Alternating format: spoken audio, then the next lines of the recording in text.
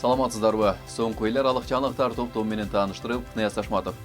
Иранын куралдуу күчтөрү толук согуштук даярдыкка келтирилди. Бул тууралуу Иран бийлиги кабарлады. Маалыматка караганда, Тегеран аймактагы бардык душмандык аракеттерди дайыма көзөмөлдөп турарын жана аскерлери дайыма даярдыкта экени айтылат. Мына сырткары, эгер АКШ стратегиялык ката кетирсе, анын аймактагы аскердик базалары жана Израиль кыйратуучу соккуларга дуушар болорун, бул аларга сабак болорун айтат. Иран жакынкы чыгыштагы америкалык күчтөргө каршы натыйжалуу асимметриялык каршы чара көрүү системасын түздү. Ал арзан баадагы камикадзе учкучсуз учактарын колдонуп, топ-топ болуп иштейт. Потенциалдуу жаңжал аймагында жайгаштырылган америкалык кемелер ири дрон чабуулун кайтарууга даяр эмес. АКШнын аскер аба күчтөрү акыркы бир нече күндө Иранга мүмкүн болгон соккуга жана анын жооп кайтаруу соккусуна даярдануу максатында жакынкы чыгышка курал-жарак жеткирүүдө.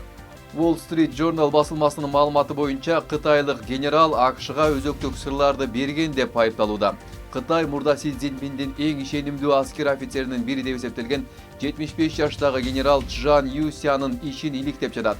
Басылманын маалыматы боюнча, ал Кытайдын өзөктүк программасы боюнча маалыматтарды АКШга берген деп шектелүүдө. Wall Street Journal басылмасынын маалыматы боюнча, ал камакка алынганга чейин Си Цзиньпиндин жакын оң колу деп эсептелген.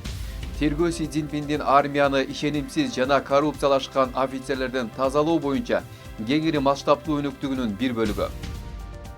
Дүйнөдөгү эң күчтүү армиялардын рейтингинде АКШ биринчи орунду ээлесе, Орусия экинчи, Кытай үчүнчү, ал эми Кыргызстан 109 орунга жайгашты. Global Firepower аналитикалык порталы бул рейтингди жыл сайын 145 өлкөнүн коргонуу күчүнүн индексин аныктоочу 60 көрсөткүчтүн негизинде түзөт.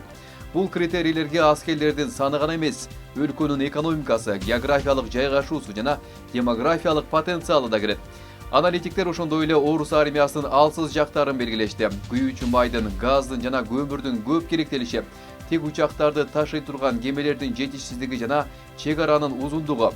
Индия жана Түштүк Кореядагы алдыңкы 5-тикке кирди. Франция жана Жапония алдыңкы 10-дуктагы позицияларын жакшыртышты.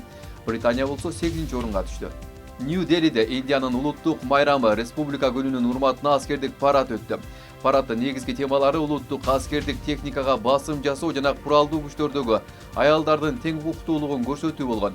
Египеттин президенти Абдель Фаттах ас-Сиси Республика күнүнө арналган иш-чаралардын ардактуу коногу болду. 3 жылдан бери Нью-Делидеги парадка биринчи жолу жогорку даражалуу чет элдик конок катышууда. Индияда өлүмгө алып келүүчү Нипах вирусунун жайылышы катталды, деп билдирет The Independent газети. Учурда 5 учур тастыкталды. Вирусту жуктургандардын ичинде дарыгерлер жана медайымдар да бар. 100дөн ашык адам карантинге алынды. Бейтаптар Бурбуркала, Калькуттадагы ооруканаларда дарыланып жатышат. Нипах вирусу COVID-19 сыяктуу жарганаттар аркылуу ташылуучу козгогуч. Ал жаныбарлардан адамдарга же булганган тамак аш аркылуу жугуп, респиратордук инфекцияларга алып келет. Вируска каршы вакцина жок жана эч ким илдетти дарылап көргөн эмес. Ал эми өлүм көрсөткүчү 80%га жетет. Бул COVID-19га караганда 10 эсе жогору. Соңку кабарларга караганда Индияда Нипах илдетинен бир адам каза болду. Ал дене табынын көтөрүлүшүнө, баш ооруга, булчуң оорусуна, кусууга, тамак ооруга, ал эми оор учурларда мээнин сезгенишине жана комага алып келет. Венесуэланын убактылуу лидери Делси Родригес өлкө мындан ары АКШнын саясий көрсөтмөлөрүнө баш ийбей турганы жана өз кызыкчылыктарына көңүл бурушу керектигин айтты. Пуэрто-Ла-Крустагы мунай иштетүүчү заводдун жумушчулары менен болгон сүйлөшүүсүндө ал венесуэлалык саясатчыларды тышкы таасирден баш тартууга жана каатчылыкты жеңүүнүн негизги каражаты катары ички биримдикти сактоого чакырды. Венесуэла саясаты боюнча Вашингтондун буйруктары жетишет. Биздин пикир келишпестиктерибизди жана ички чыр-чатактарды Венесуэла өзү чечет деп баса белгиледи президент. Анын айтымында улуттук диалог гана уланып жаткан чыр-чатактарды чечип, эгемендүүлүктү коргой алат. Ал тышкы кысым бөлүнүүлөрдү тереңдетип, турукташууга тоскоол болорун белгиледи. Родригес Венесуэла тирешүүнү көздөбөй турганын, бирок коркутуулардан да коркпой турганын билдирди.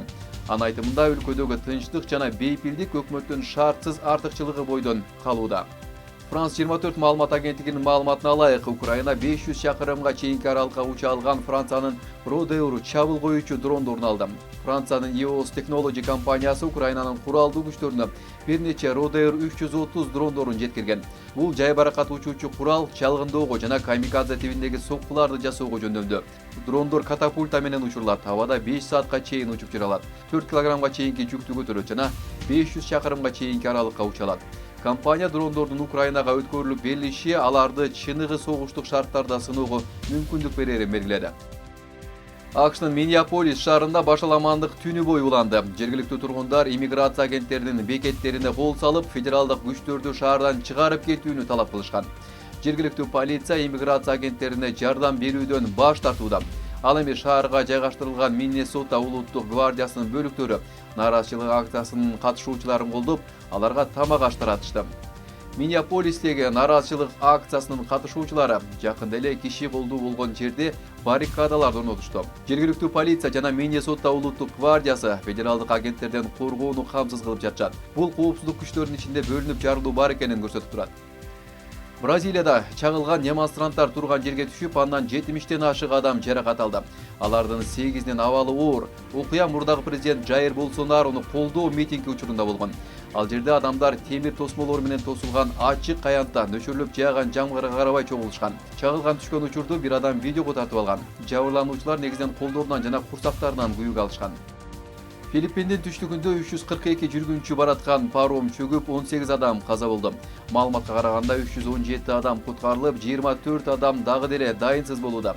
Аман калгандардын айтымында чөгүп кеткен учурда деңиз тынч болгон. Фиша Керстин парому 26 январь түнү Пилас аралынын жээгинде оодарылып кеткен. Ал Замбуанга шаарынан Жолу аралына бара жаткан. Кырсыктын себеби иликтенүүдө. Алтындын баасы жаңы рекорд койду. Рейтер агенттигинин маалыматы боюнча анын баасы унциясына $5100 ашты. 2025 жылы баалуу металл 64% кымбаттаган. 1979 жылдан берки эң жогорку жылдык өсүштү көрсөттү. Ушул жылдын башынан бери анын баасы 18%дан ашык көтөрүлдү. Бул өсүш коопсуз активдерге суроо талап, AQS'нын акча кредит саясатынын жумшартылышы, борбордук банктардын активдүү сатып алуулары жана биржалык фонддорго каражаттардын рекорддук агымы менен байланыштуу. Мындан сырткары Трамптын командасынын күтүлбөгөн чечимдеринин айынан кымбаттап жатат. WhatsApp сиздин билдирүүлөрүңүздү окуй алат. Bloomberg маалымат агенттигинин маалыматы боюнча бир нече өлкөлөрдө колдонуучулар Meta компаниясына билдирүү жазышуу тиркемесиндеги купуялуулук эрежесин бузгандыгын айтып, доо арыз менен кайрылышкан. Доогерлер Meta колдонуучулардын байланышынын толук купуялуулугун айтып, аларды адаштырган дешүүдө. Алар компания билдирүүлөрдү сактап, талдайт жана кызматкерлер аларга кире алышат деген пикирде. Meta айыптоолорду четке кагып, WhatsApp баштан аягына чейин шифрлөө менен корголгонун жана компаниянын өзү сиздин билдирүүлөрүңүздү көрбөй турганын баса белгиледи. Алар сот ишин негизсиз деп аташты. Кытайлык бир аял түнкү саат 2ге чейин телеберүүлөрдү көрүп, чипси жеп, көк чай ичкендиктен 101 жашка чейин жашаган. Бул анын узак жашоо сыры экени айтылган. Пенсионердин жашоо образы өспүрүмдөрдүкүнө окшош. Анткени алар кеч жатып саат 10 ойгонот жана өзүнө эч кандай чектөө койбойт. Бирок анын эч качан тиштери же ден соолугу боюнча көйгөйлөрү болгон эмес. Сиздер дүйнөлүк жаңылыктар топтому менен таанышалыңыздар. Аман болуңуздар.